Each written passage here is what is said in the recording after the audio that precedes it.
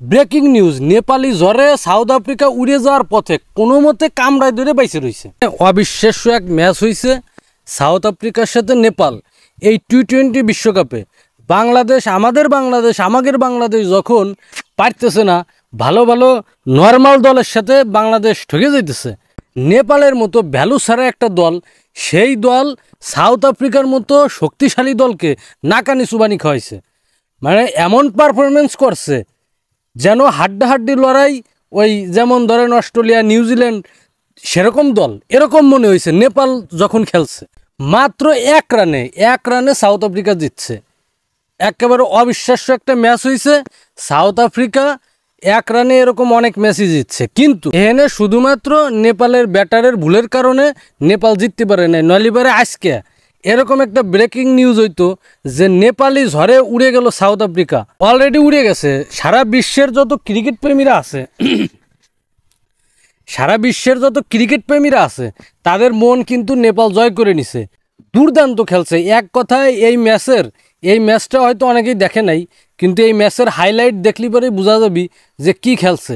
South Africa তাদের ফিল্ডিংয়েও অনেক দুর্বলভাবে খেলছে। আমরা যারা বাংলাদেশ টিমরে সাপোর্ট করি, আমরা যারা বাংলাদেশ ক্রিকেটে সাপোর্ট করি, তারাও চাই যে বাংলাদেশ এরকম খেলবি কবে। বাংলাদেশ বড় বড় দলকে নাকানি চুবানি খাওয়াবি, বাংলাদেশ বড় বড় দলকে কান্দায় ছাড়বি, তালিপারেই না ভালো লাগবি। তালিপারেই বোঝা যাবি যে বাংলাদেশ ক্রিকেট খেলার জন্য উপযুক্ত। কিন্তু বাংলাদেশ কি করে? বাংলাদেশ যেটা আসলে আমরা আশা করি ওটা করতে পারে না। বাংলাদেশের যে প্লেয়াররা আছে তারা 1 বল 2 বল 3 বল খেলে আউট হয়ে যায়। বাংলাদেশে যে প্লেয়ার আছে 15 বল খেলে, টি-20তে 15 বল খেলে 5 রান 7 রান করে। কেন 15 রান খেলে সে 60 রান করতে পারে না? বাংলাদেশের ওপেনিং জুটি সবসময় খালি ফ্লপ মেরে যাইতেছে। বাংলাদেশের ওপেনিং জুটি ভালো খেলতেই পারে না। নেপাল দুর্দান্ত খেলছে। প্রথম পরাপর 2 উইকেট পড়ে যাওয়ার পরে 50 রানের পার্টনারশিপ করছে তারা সাউথ আফ্রিকার বিপক্ষে, কঠিন বোলিংয়ের বিপক্ষে, যেটা বাংলাদেশ কোনোদিন পারে না। বাংলাদেশ পারে নাই। বাংলাদেশ নর্মাল দলের সাথে ঠকে যাইতেছে।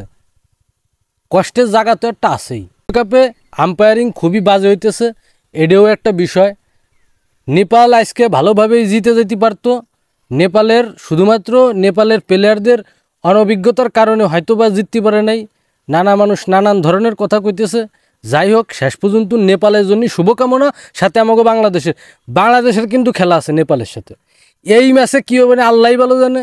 এই মায়ের দোয়া ক্রিকেট টিমরে মায়ের দোয়া দিতে হবে, ইরা যেন জিততে পারে। বাংলাদেশ এবং নেপালের যে খেলা, এই খেলার জন্য শুভকামনা রইল। বাংলাদেশ জিতবে আশা করি।